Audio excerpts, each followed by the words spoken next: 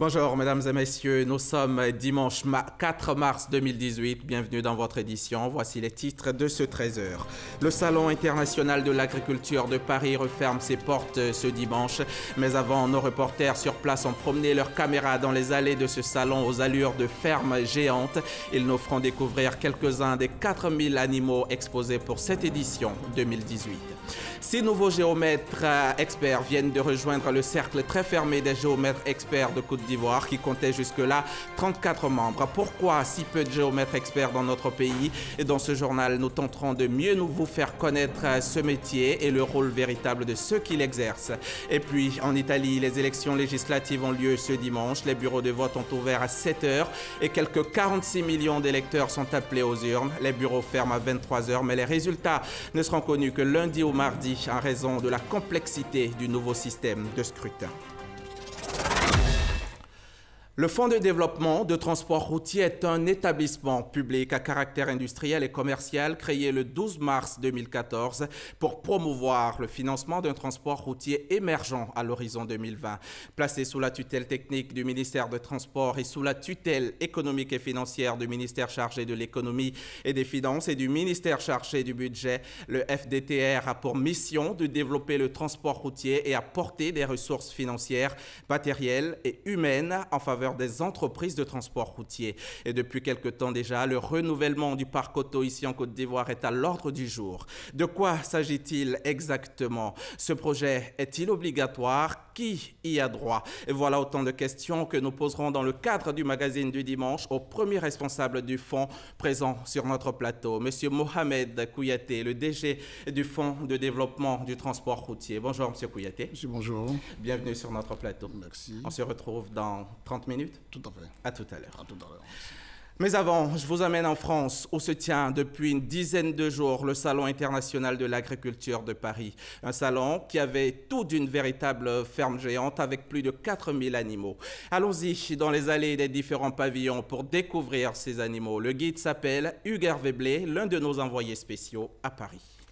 Le Salon international de l'agriculture de Paris, ce sont 10 jours pour aller à la rencontre des animaux, les véritables stars des lieux. Les Parisiens et autres visiteurs ne boudent pas leur plaisir de découvrir pour la première fois pour beaucoup des animaux d'Afrique, surtout de France. Visiter la ferme jeune, c'est aller à la découverte de 4000 animaux de 360 races encadrés par plus de 1500 professionnels. Un véritable plaisir pour les visiteurs. J'ai beaucoup apprécié parce qu'on a vu pas mal d'espèces, surtout ces chevaux de 5 ans, 6 ans. J'ai découvert des bœufs, c'est extraordinaire ce qu'on découvre ici.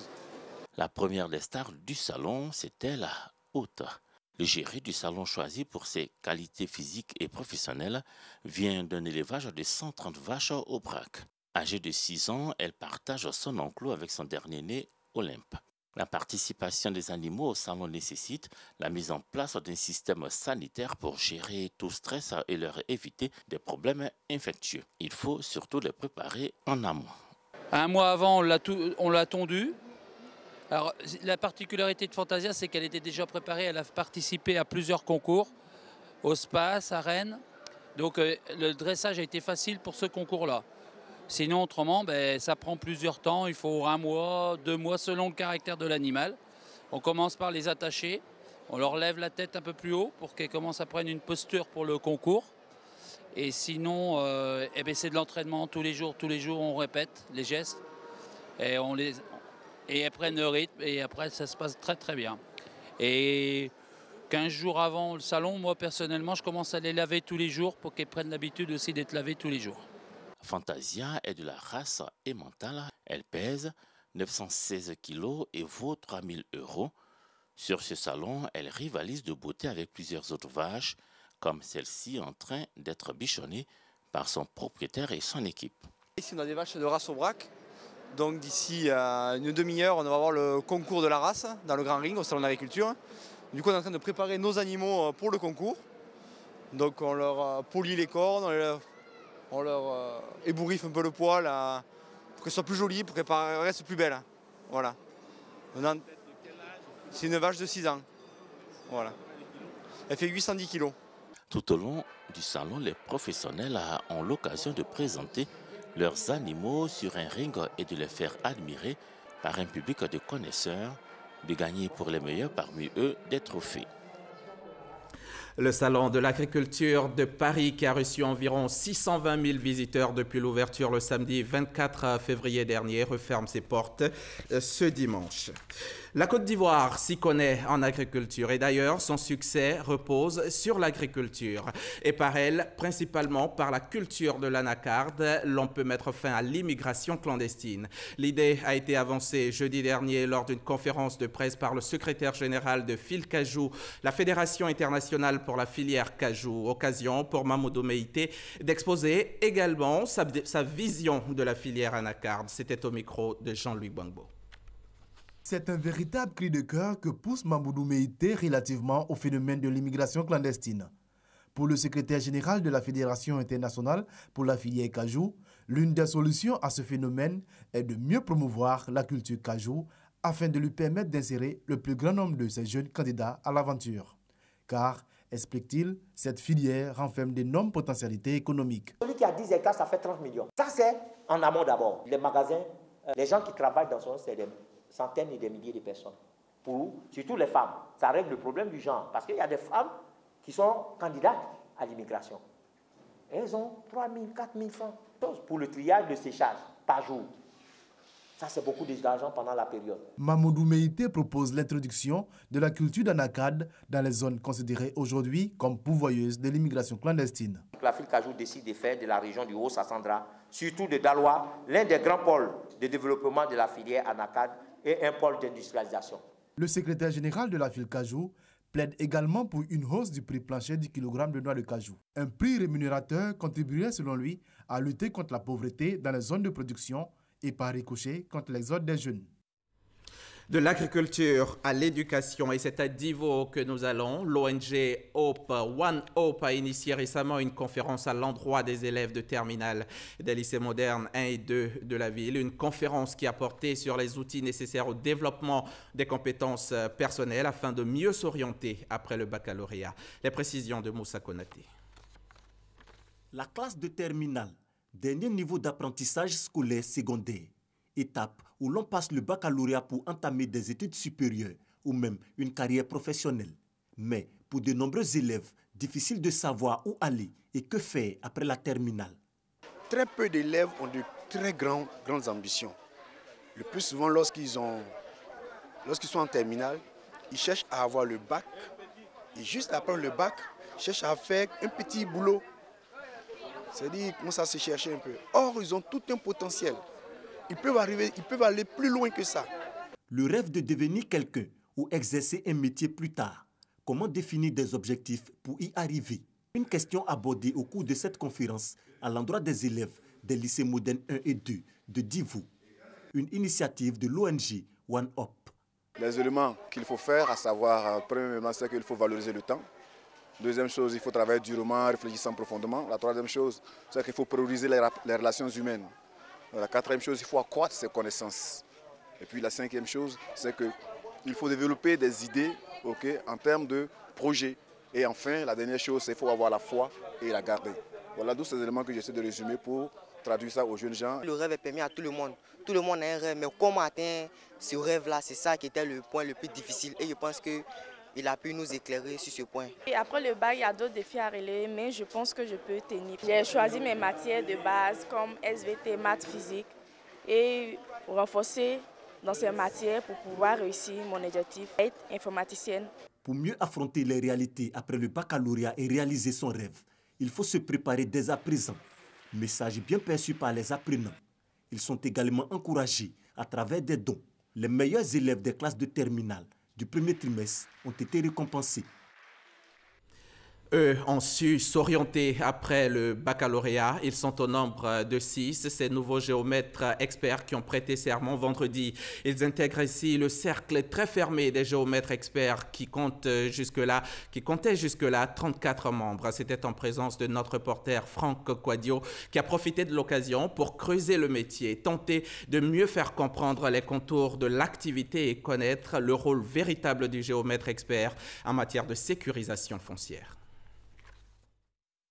Ne pas se fier à leur tenue. Benoît et son collègue sont des géomètres et juste après la cérémonie, le consacrant désormais espère, Benoît ne peut résister à l'envie de jeter un œil sur la topographie du site, un certain pincement au cœur. Effectivement, l'ordre des géomètres experts n'est pas connu du tout en Côte d'Ivoire parce que l'ordre ne fait pas de publicité, ne fait pas d'activité pour que la population puisse le connaître. Et certaines personnes même ne savent pas qu'il y a un ordre des géomètres experts qui existe en Côte d'Ivoire, qui préfèrent donner leurs travaux à certains qu'on appelle communément les tâcherons. Vérifier la régularité du lotissement, puis constituer un dossier technique, un des éventails du métier de géomètre expert. Lui qui est au début de la création du titre de propriété, par la mesure et la confection du dossier pour enclencher le processus de création du titre foncier. Donc il doit maîtriser et le droit foncier et les mesures en matière de technique de mesure.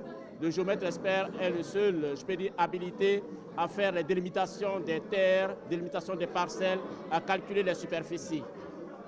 Tout son importance, même si le géomètre expert est un privé, il a une délégation de pouvoir qui certifie son action.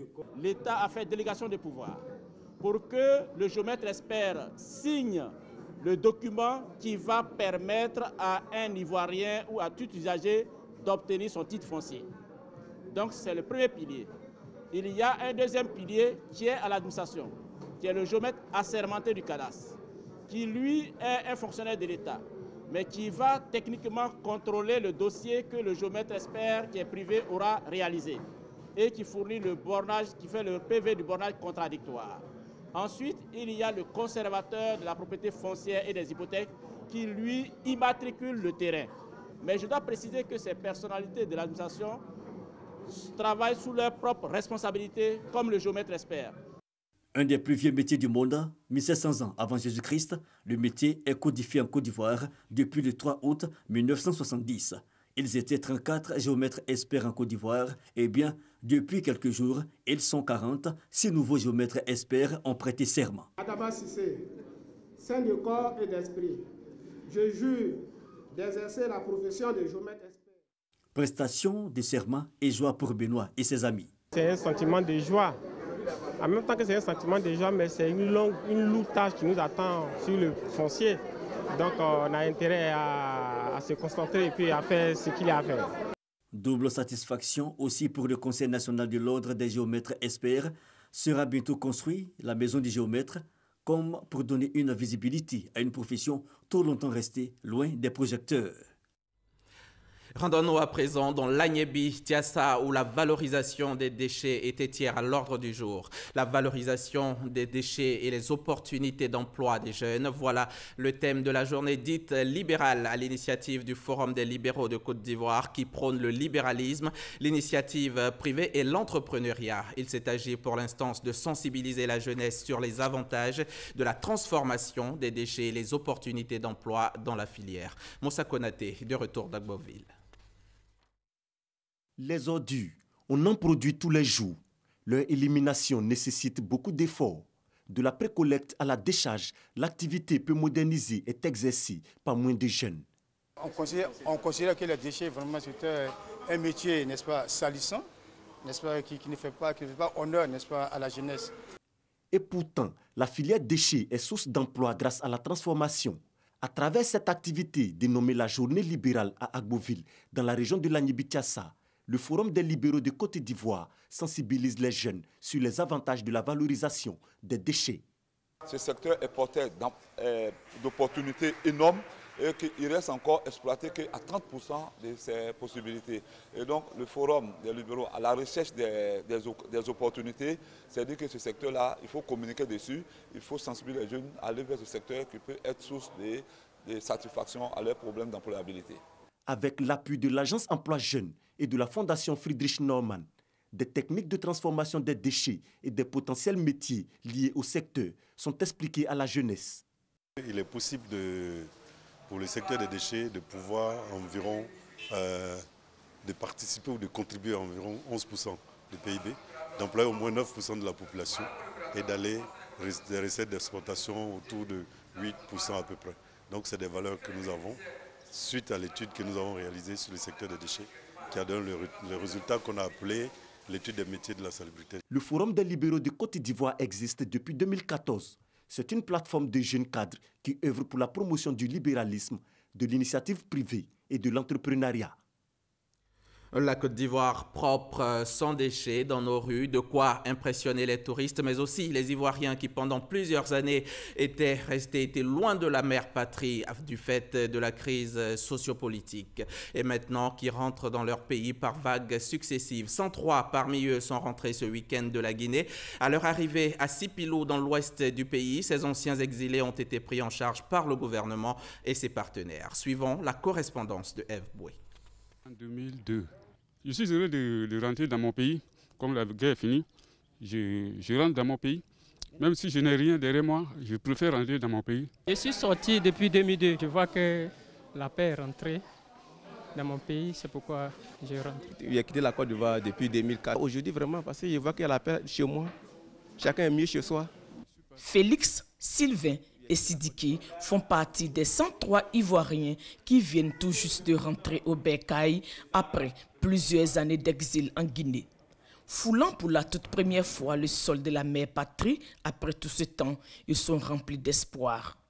Je suis rentré, c'est pour me chercher et vraiment continuer ma vie maintenant dans mon pays. Je suis venu, c'est pour aussi venir construire mon pays, venir encore vraiment faire mettre en place aussi les expériences que j'ai acquises aussi en Guinée.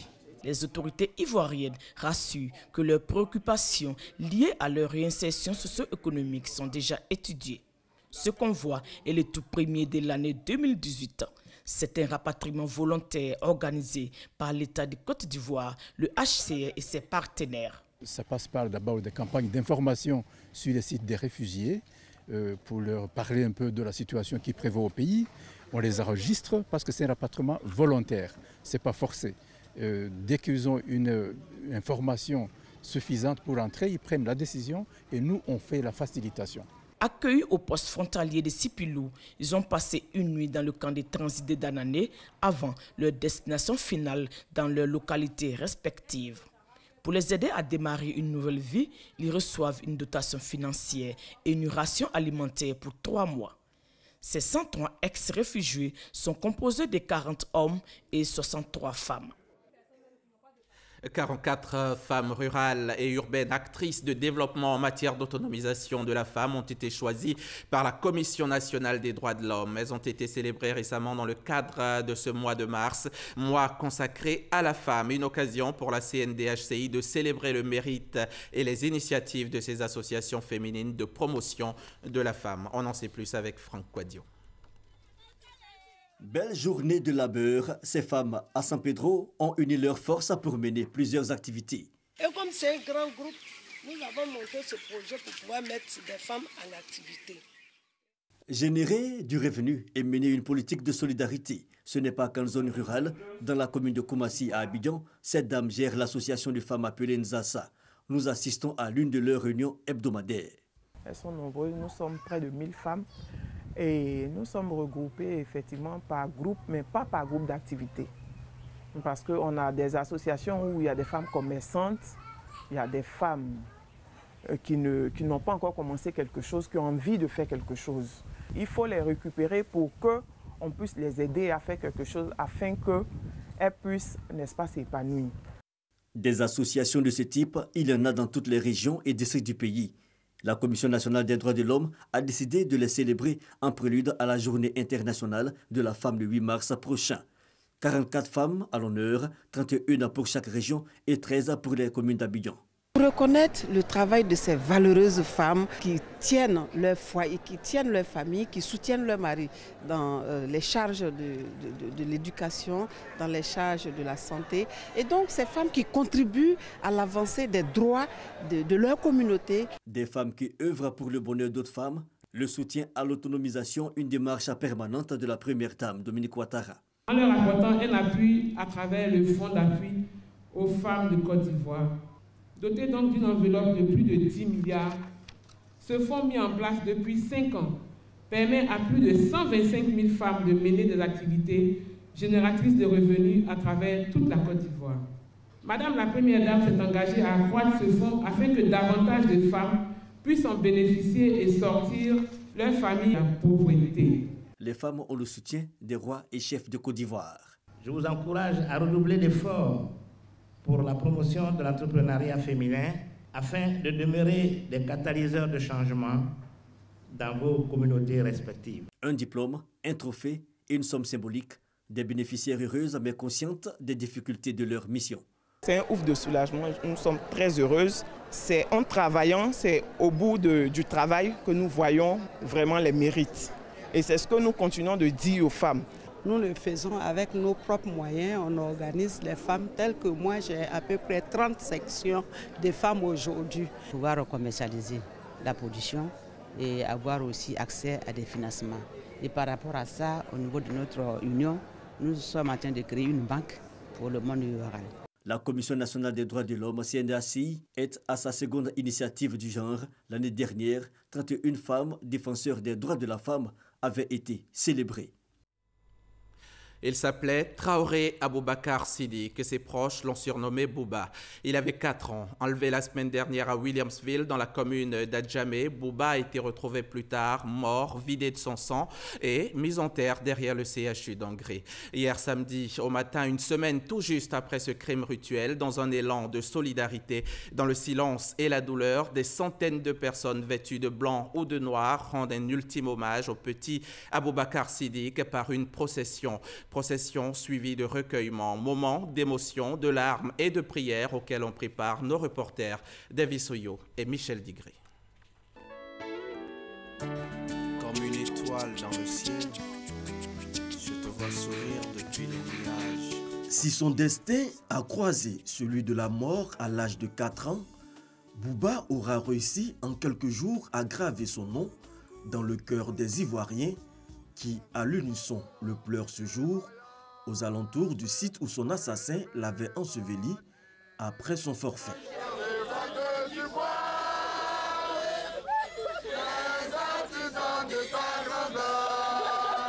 Bouba, à 4 ans, il récitait l'hymne national.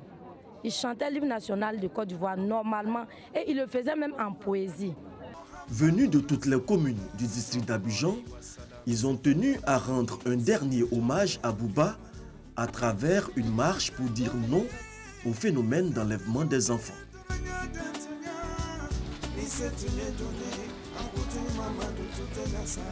C'est important que ce rassemblement ait lieu, d'abord pour marquer notre indignation, pour marquer notre accompagnement à la famille, parce que c'est important qu'elle ne se sente pas seule.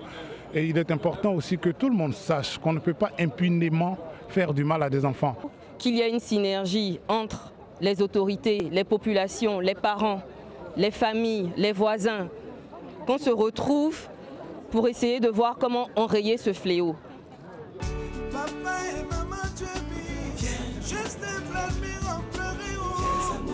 La famille, encore sous le choc de l'assassinat, reste digne dans la douleur.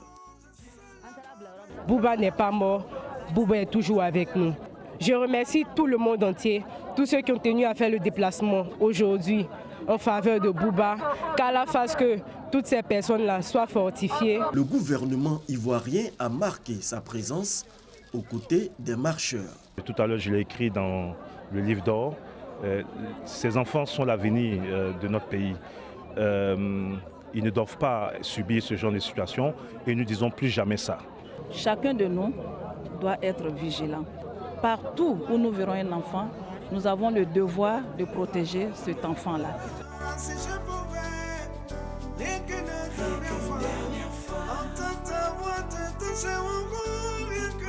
Si le petit Bouba pouvait parler une dernière fois, il dirait certainement à son assassin avec ce signe de la main: j'ai triomphé sur ton acte, tu m'as ôté la vie, mais pas l'amour des Ivoiriens. À jamais gravé dans ma mémoire, tu resteras. À jamais gravé dans ma mémoire, la femme. Arraché à l'affection des siens, Bouba repose désormais au cimetière d'Azaguié où il a été inhumé vendredi dernier. Et la vie elle continue. Place à la 4e édition et de la foire Forum Carnaval de Bouaké. Durant une semaine, la ville va se positionner comme la vitrine de la recherche et de la diversité culturelle de la Côte d'Ivoire. Placée sous le thème central changement climatique et développement durable, la 4e édition de ce rendez-vous culturel annuel a été lancée par la ministre Anne-Désirée Ouloto, ministre de la Salubrité, de l'Environnement et du Développement durable. Reportage Soro Corona de la station régionale RTI Bouaké. Prestation des danses traditionnelles venues des 4 coins de la Côte d'Ivoire. Démonstration du riche patrimoine culturel ivoirien à Bouaké à l'occasion de la 4e édition de la foire Forum Carnaval. Bouaké va être pendant 4 jours la vitrine culturelle, touristique et gastronomique du pays. Ce rendez-vous culturel qui se veut annuel a été officiellement lancé par la ministre Anne-Désirée Ouloto. À travers la foire Forum Carnaval, le maire veut faire de Bouaké une ville culturelle à l'instar de plusieurs autres villes. Djibo Nicolas a donc invité les populations à travailler pour son internationalisation. Ce acte 4 du Carnaval de Bouaké, version post-crise, se veut comme la confirmation de notre volonté à redonner la culture, la place qui est la sienne dans le processus de repositionnement de notre cité. Cette volonté de rendre cet événement international se matérialise par la présence d'une délégation des villes Neuve-sur-Lot, une commune de France jumelle à celle de Bouaké depuis 60 ans. C'est important que cette ville, qui a toujours été une ville ouverte vers l'extérieur, eh bien, renaisse et s'ouvre aujourd'hui pleinement vers le monde et vers son avenir. Marraine de cette 4e édition, la ministre Anne-Désirée Ouloto a salué la renaissance de la foire Forum Carnaval. Monsieur le maire, depuis 2015, vous avez entrepris de remettre le carnaval de Bouaké sur les rails et vous avez également entrepris de faire en sorte que cet événement soit à nouveau ancré dans l'histoire et dans l'esprit des Bouakéens et des Bouakéennes. Et vous avez multiplié les efforts. Aujourd'hui, je suis avec vous pour témoigner que Bouaké est revenu, Bouaké is back. Plusieurs innovations sont à noter pour cette 4e édition. Un festival de danse traditionnelle, un espace gastronomique et l'élection de la plus belle fille de la région de Bouaké. C'est dimanche, jour de prière, donc un mot de religion dans ce journal. La Direction générale des cultes a organisé récemment une rencontre avec les guides religieux. Il s'agissait de les informer sur l'effectivité de l'opération de recensement des lieux de culte et l'organisation des associations religieuses. Frédéric Oulaye, Patricia Omoitia. Lancé en octobre dernier par le ministère de l'Intérieur et de la Sécurité, le projet de recensement et de la géolocalisation des associations culturelles et des édifices religieux entre dans sa phase d'exécution. Une rencontre d'information et de sensibilisation a été initiée par la Direction générale des cultes. Le but est d'identifier et localiser les associations religieuses et culturelles pour une meilleure organisation. Il y a eu une très forte mobilisation. Cela prouve que l'opération intéresse à plus d'un titre la population cible. Nous avons eu des guides religieux de toute obédience religieuse au niveau de la Côte d'Ivoire. Il y a eu toutes les représentations musulmanes, toutes les représentations chrétiennes. Donc nous repartons d'ici vraiment satisfaits. 13 communes et 4 sous-préfectures du district d'Abidjan sont concernées par cette phase pilote. Les guides religieux se sont engagés pour la réussite de cette opération à travers la sensibilisation des fidèles. On remercie Dieu qui a bien voulu que le ministre de l'Intérieur et de la Sécurité puisse penser à un recensement général de nos lieux de culte. Ma stratégie seulement, c'est de toucher les grandes entités ou des grandes associations religieuses qui sont en Côte d'Ivoire pour que ceux-là puissent au moins faire une grande sensibilisation auprès de les bases qui se retrouvent dans les communes pour pouvoir faciliter ce travail-là. Cette opération va permettre à l'État de répertorier les lieux de culte et une société de la place a été retenue pour conduire cette opération de recensement sur le terrain. L'actualité internationale en bref et en images. En Italie, tout d'abord, les élections législatives ont lieu ce dimanche. Les bureaux de vote ont ouvert à 7h, heure locale. Quelques 46 millions d'électeurs sont appelés aux urnes après une campagne particulièrement musclée. Les derniers sondages disponibles placent en tête une coalition hétéroclite de la droite et de l'extrême droite. Les bureaux ferment à 23h, mais aucun résultat fiable ne sera disponible avant lundi ou mardi en raison de la complexité du nouveau système de scrutin. L'International Football Association Board, l'instance mondiale chargée de veiller depuis 1886 sur les règles du football, a validé hier samedi 3 mars l'introduction de l'assistance vidéo. Cette technologie pourra désormais être utilisée dans toutes les compétitions et lors de la prochaine Coupe du Monde en Russie. Lors du Mondial 2014 au Brésil, souvenez-vous, il y avait eu l'introduction de la GLT, la technologie sur la ligne de but qui permet de vérifier si le ballon a bien franchi la ligne de but. Voilà que 4 années plus tard, l'assistance vidéo à l'arbitrage est désormais autorisée. Et voilà qui nous conduit directement au magazine du dimanche. Notre invité est installé, M. Mohamed Kouyaté, le directeur général du FDTR. Avant de démarrer notre échange, je vous propose, M. Kouyaté, de suivre cet élément. En Côte d'Ivoire, sur les 60 000 véhicules mis en circulation chaque année, seulement 1209. Soit 2%. Nos véhicules aujourd'hui, en particulier les véhicules de transport, ont des âges qui varient entre 20 et 30 ans. Nous avons pour 2016 autour de 250 accidents qui ont engendré près de 40 et quelques tués et qui sont liés à la défaillance mécanique. La vétusté des véhicules a un impact sur l'environnement. Quand on voit dans les rues les fumées noires, en tout cas, il y a une bonne concentration de gaz à effet de serre qui est due aux véhicules. L'État décide de renouveler le parc automobile. Un accord de près de 118 milliards de francs CFA est signé en août 2016 avec Exim Bank End. Il s'agit de financer l'opération à travers des prêts bancaires au bénéfice des entreprises de transport légalement constituées. À ce jour, une vingtaine d'entreprises a bénéficié du projet avec plus de 220 véhicules en circulation. Mais le Fonds de développement du transport routier, chargé de faciliter l'accès des entreprises de transport au crédit acquéreur, consenti par les banques et établissements financiers, en partenariat avec les concessionnaires automobiles, reste peu connu. Je ne suis pas informé du fait que l'État a mis en place un fonds de renouvellement du parc auto. Je ne suis pas informé qu'il existe un fonds pour les chauffeurs que l'État a mis en place pour avoir une voiture. Je ne suis pas informé. Méconnaissance de la structure technique en charge du renouvellement du parc automobile ivoirien, encore moins les critères d'éligibilité au crédit. Alors, M. Kouyaté, l'existence du FDTR semble méconnue. Vous venez de le voir dans l'élément. Pourquoi? Qu'est-ce que, d'ailleurs, le FDTR, le Fonds de développement du transport routier? Je vous remercie pour cette opportunité. Le FDTR, le Fonds de développement du transport routier, est un établissement public à caractère industriel et commercial, comme on l'a vu dans votre introduction, qui a 3 missions principales: faciliter, mobiliser et développer en faveur du transport routier.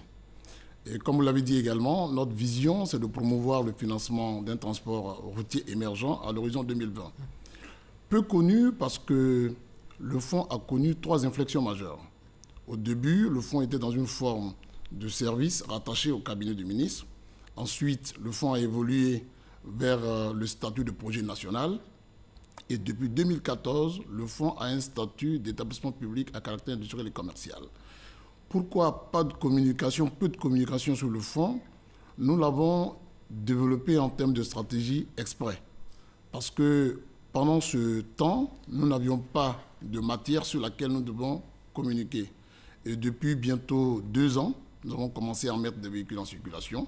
Et nous pensons qu'il est temps pour le fonds de développer une stratégie de communication, ce que nous faisons depuis bientôt, je dirais, 6 mois, 1 an. D'accord. Et depuis quelque temps, on parle de renouvellement du parc auto. De quoi il s'agit exactement? Le renouvellement du parc auto en Côte d'Ivoire est porté par une communication en Conseil des ministres en 2014 qui vise à renouveler 50 000 véhicules. Et ces 50 000 véhicules doivent être renouvelés sur la base d'une stratégie de financement qui met en face l'État de Côte d'Ivoire, Exim Bank End, qui est une institution de financement international, et une firme automobile indienne qu'on appelle Ashok Leyland. Cette firme automobile a pour mission de livrer à l'État de Côte d'Ivoire 3600 véhicules. Et ces 3600 véhicules sont mis progressivement à la disposition des entreprises de transport, moyennant la mise en place de prêts en leur faveur. Et ce mécanisme constitue une composante à part, qui est la composante Exim Bank End Ashok Leyland. Une seconde composante existe, qui est celle du mécanisme de la prime à la casse, que nous développons avec la Banque mondiale. Et ce mécanisme vise à permettre aux transporteurs de venir avec un véhicule ancien, et contre ce véhicule ancien, un nouveau véhicule lui est remis, et un prêt bancaire est mis en place, et à partir des recettes d'exploitation de son véhicule nouveau, il rembourse progressivement le prêt qui lui est mis en faveur. Et nous avons la dernière composante qui est la composante des taxis, dont vous avez aujourd'hui l'exemple achevé à travers les taxis intelligents sur Abidjan depuis maintenant 3 mois. Et cette composante, elle est financée à partir d'un mécanisme de prêt qui est mis en place par le fonds de garantie du fonds avec les banques locales qui mettent à leur tour en place des prêts en faveur des entreprises de transport à charge pour elles de rembourser selon le terme convenu. D'accord. Et les conducteurs eux-mêmes, les transporteurs, est-ce qu'ils sont associés à ce projet? Je vous remercie pour cette question parce que les conducteurs, les transporteurs sont représentés au sein du conseil de gestion du FDTR. Vous avez 9 représentants des différents ministères, dont 2 au titre des transporteurs et des conducteurs. Nous avons un représentant des entreprises de transport et nous avons un représentant des conducteurs au sein. Ensuite, le ministère vient de développer incessamment des ateliers de vulgarisation, de sensibilisation et d'appropriation des textes sur le transport routier, ce qui leur permet d'être au parfum de toutes les dispositions légales et réglementaires qui sont prises en la matière. Par ailleurs, tout le processus de renouvellement du renouvellement qui a été commencé il y a de cela 2 ou 3 ans, à chaque séance de travail, les transporteurs ont été associés.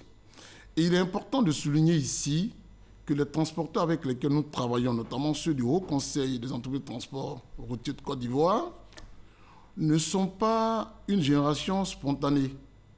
Ils ont été désignés après un processus électoral bien pensé. Déjà au niveau des départements et des régions, il y a eu des élections primaires dont les délégués ont désigné ceux aujourd'hui qui sont les interlocuteurs de l'État en ce qui concerne la représentation des transporteurs. Donc nous avons aujourd'hui des transporteurs assez importants, assez influents, tels que M. Zikan, tels que M. Enza Diaby, je passe parce que je ne peux pas citer tous les noms, qui sont partie prenante, qui sont partie intégrante de ces compositions-là. Alors je pense que nous avons affaire aux transporteurs à travers ces différents strates et que ces transporteurs sont effectivement associés à tout le processus de renouvellement du parc automobile. D'accord. Et le projet, est-ce qu'il est obligatoire? Est-ce que moi, si je suis transporteur, je suis obligé d'adhérer à ce projet? Sur cette question, je vais, disons, intervenir sur un certain nombre de points subséquents.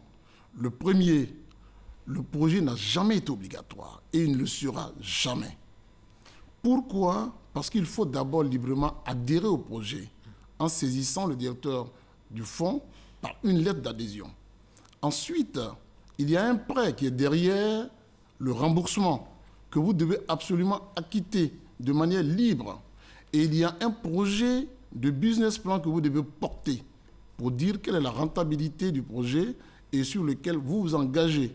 Donc, en aucun cas, le projet ne peut être obligatoire ni systématique. J'en profite pour dire que les apports qui sont demandés sont fonction de la composante à laquelle vous vous adressez. Si vous vous adressez à la composante taxi intelligent, pour l'heure, la contribution est fixée à 5%. Alors que par le passé, pour les taxis Logan, la contribution était nulle. Tous ceux qui ont été bénéficiaires de ces taxis n'ont pas déboursé 1 franc. Sur la question du montant des véhicules, j'anticipe un peu. Vous avez les partenaires avec lesquels nous avons conclu les 2 premières expériences, notamment celle de Logan et celle de Toyota. Vous avez leur représentation en Côte d'Ivoire, vous pourrez vous y adresser, ils vous diront la valeur de chacun de ces véhicules dans leur version civile et ensuite dans leur version taxi. Pour les taxis intelligent, vous avez au moins à débourser 16 millions pour avoir un véhicule hors version taxi. Avec la finalisation en version taxi, vous avez à débourser au moins entre 18 et 19 millions. L'État a mis ces taxis intelligents à la disposition des transporteurs à hauteur de 10 millions, hors frais financiers, et à rembourser sur 3 ans. Et les équipements qui sont embarqués, notamment le Wi-Fi, notamment la tablette, notamment la carte de paiement bancaire, notamment le paiement cash avec la note de reçu, sont autant d'éléments qui accompagnent le confort, la modernité de ces entreprises. Et vous avez en backup un centre d'appel, un call center qui permet aux transporteurs, qui permet aux clients de pouvoir obtenir un taxi à leur disposition. À leur disposition, d'accord. Et les taxis ivoires? Les taxis ivoires, c'est deux que je parlais tout à l'heure. Et je vous demande maintenant, nous allons en venir au Baka. Ok. De quoi il s'agit? Je voulais terminer sur les taxis ivoires pour dire qu'ils sont placés à la même tarification que les taxis Orange. C'est-à-dire que la chute tarifaire est à 160 francs. C'est valable pour les taxis Orange. Donc, il n'y a pas de différence entre le prix appliqué lorsque vous empruntez le taxi intelligent et le prix appliqué lorsque vous empruntez le taxi Orange. En ce qui concerne le Baka, je l'ai dit tantôt sur mes interventions sur les réseaux sociaux que c'est un faux buzz. C'est un faux buzz en ce sens que nulle part il n'a été prévu de procéder à un retrait systématique ou forcé des Baka. D'un point de vue logique, cela n'est pas possible. Parce que cela voudrait dire que le fonds irait vers les transporteurs, prendre de force leurs véhicules et leur donner de nouveaux véhicules. Ce qui n'est pas possible puisque le renouvellement est fondé sur le principe du prêt bancaire et qui doit être remboursé. Par ailleurs, à travers tout le monde entier, aucun renouvellement ne s'est fait de cette manière-là, de manière obligatoire. Donc c'est un faux buzz. D'accord. Et donc les taxis, ce que je voulais dire tout à l'heure, les taxis ivoires, à qui ils appartiennent concrètement, exactement? À l'État, à des particuliers, à des entreprises à qui l'État a mis les taxis à disposition, à qui ils appartiennent? Les taxis ivoires rentrent dans le même process d'attribution des véhicules à des entreprises de transport. Parce que dorénavant, il faut le noter, en Côte d'Ivoire, une personne physique ne peut pas exercer l'activité de transport. Il faut absolument se muer en entreprise, en société pour le faire. Pour les premiers taxis Logan, nous avons eu 10 entreprises. Et les entreprises ont été constituées en coordination. Et cette coordination est assurée aujourd'hui par M. Aliou Koné, qui est à Bobo, que vous pourrez contacter, qui vous dira que ce sont des entreprises ivoiriennes, gérées par des Ivoiriens, sélectionnées selon des critères d'éligibilité objectifs, transparents, et qui ont pu bénéficier de ces véhicules-là. J'en profite pour faire un peu le point sur les Logan. Je sors d'une... Les Logan, c'était le projet qui concernait 99 Exactement. taxis Logan. Oui. Et sur ce projet, je viens de sortir d'une réunion avec les entrepreneurs. Nous sommes à 60 véhicules qui sont en circulation aujourd'hui et une trentaine qui, effectivement, pour des questions de mauvaise gestion notamment, on a commis un audit par un expert automobile qui nous a sorti les raisons, pour raisons de mauvaise gestion notamment, sont effectivement en train d'être progressivement réparés.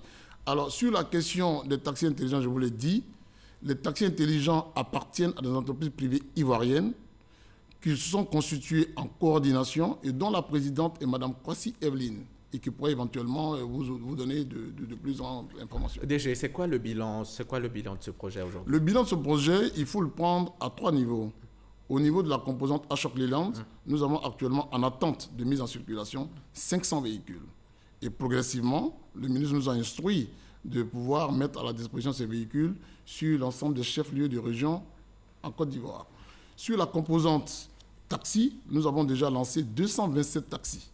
Les 227 taxis, comme on l'a dit, le Logan, ensuite les véhicules iraniens et par la suite les véhicules dits taxis intelligents ce jour. Taxi ivoire. Ouais, taxi ivoire. Et nous avons ensuite, dans la composante prime à la casse avec la Banque mondiale, nous sortons d'une mission en Égypte où le renouvellement là-bas était ciblé dans le gouvernorat du Caire sur 49 000 taxis. Et sur les 49 000 taxis, il y a 46 000 qui ont été renouvelés. Et nous, aujourd'hui, en partenariat très fort avec la Banque mondiale, nous nous apprêtons à décliner cette composante. Et en une phrase, vos perspectives? En une phrase, je dirais que les transporteurs doivent faire confiance au fonds. Nous sommes à leur disposition.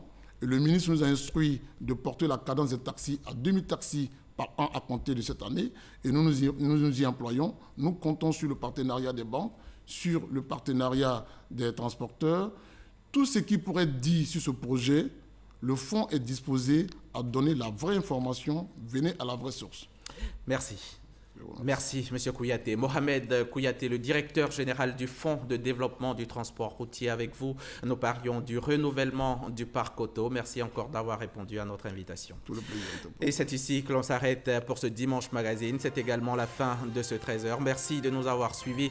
Et si vous le voulez, vous pourrez suivre ce journal à nouveau sur notre application RTI Mobile et sur rti.ci.